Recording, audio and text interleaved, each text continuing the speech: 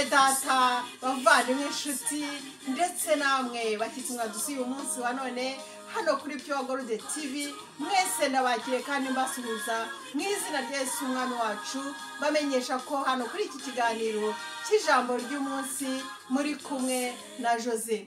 Uyu munsi kuwa mbere itariki ya 9 z'ukwa gatanu 2022 tugiye gufatanya ijambo ryiza cyane rigiribuze kukubaka riri bugufashe hari aho rwose riri bugukure naho rikugeza ndabizi neza.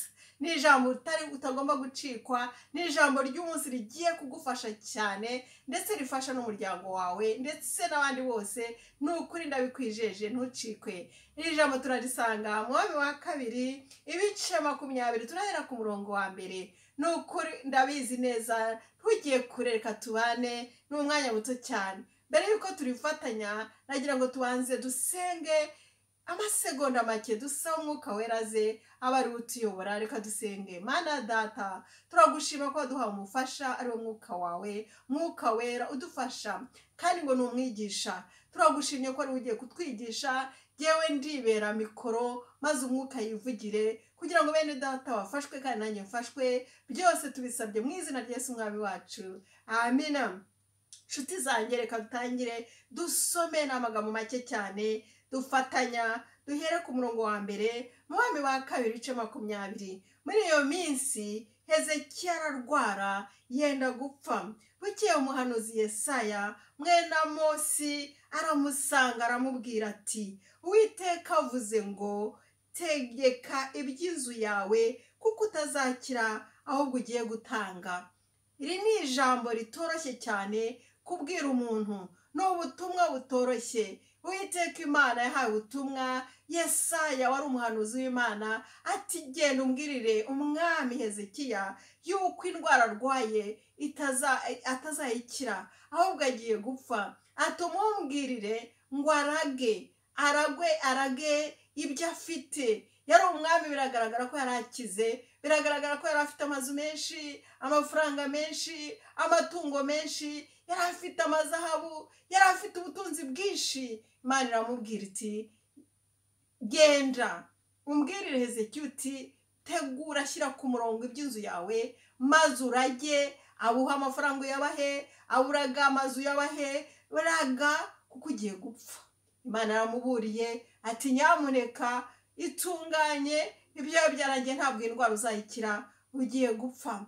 Iyi ari inkuru mbi cyane, nubwo wenda umuntu yakumva ari byiza ati, ngiye kwitegura, Imana ingiriye neza iramburiye nibura nzigire mu ijuru. Ariko ni inkuru y'incamugongo, ni inkuru yari ikomeye kuri Hezekiya kuko Hezekiya arakiri muto. Ngo abaye umwami afite imyaka 25, aho igihe yabwirwaga iyi nkuru y'incamugongo yuko ubu burwayi atazabukira agiye gupfa, kandi byari bivuzwe n'Uwiteka, ni ijambo ryari rivuzwe n'Imana. Ahangaha ngo yari afite nk'imyaka 38. Urumva ko bitari byoroshye kuri Hezekiya, ku mwami Hezekiya, kumubwira ati, tegura ibyo bishyire ku murongo, urage ibyo uraga maze ahasigaye wipfire, ntabwo uzakira.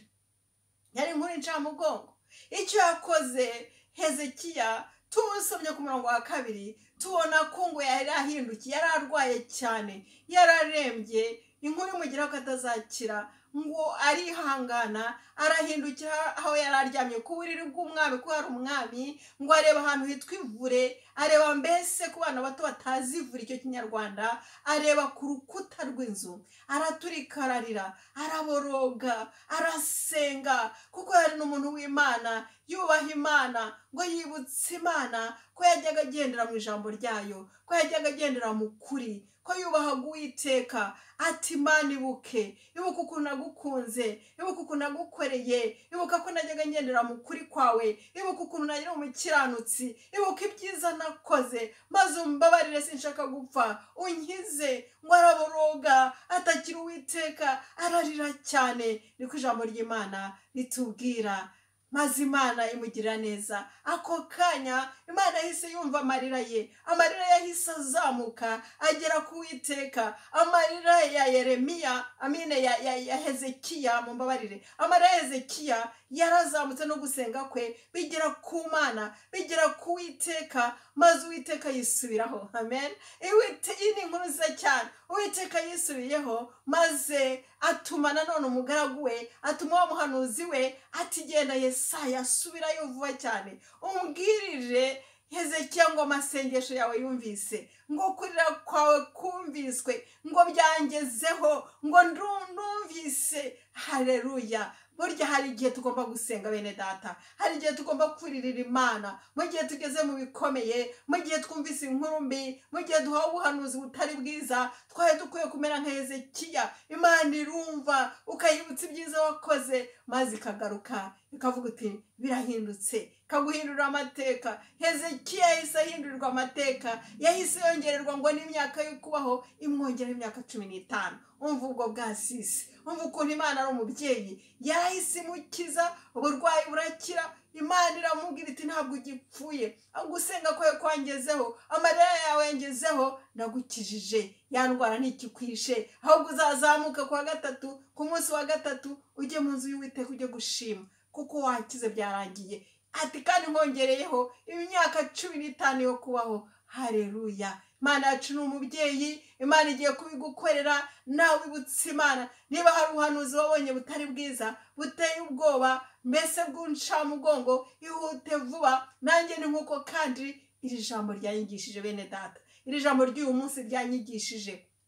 Hari igihe ntari mbizi, n'uyu munsi niho nabyumvise neza, nireka ndibasangize. Ntabwo naburaga icyo nakora. Hari ubuhanuzi bwangeragaho, hari ibyo Imana yamburiraga bigiye kuba ndetse bikaba, ntazi uko nasenga, nkabyihorera kubera kutamenya, ngo tuzira kutamenya. Ariko uyu munsi namenye, ni ukuri reka dufatanye gusenga, dusengerane, twinginga Imana, tumere nka Hezekiya, turire Uwiteka, maze duhindurirwe amateka. Nanjye nuko ngiye guhindurirwa amateka, ndabyizeye. Hari ibyanjye bigiye guhinduka, hari ibyo Imana igiye kunkorera nkuko yabikoreye Hezekiya, nanjye ndabyizeye, nawe byizere. Mwene data, reka ndekeraho. Iri ryari ijambo ry'umunsi, ry'uyu munsi ku wa mbere, aho dutangiye icyumweru tariki ya 9 z'ukwa gatanu 2022. Soreje aha kwifuriza icyumweru cyiza. Imana ikomeze iguha umugisha, wowe n'abawe bose. Tuzakomeza ubutaha. Be blessed.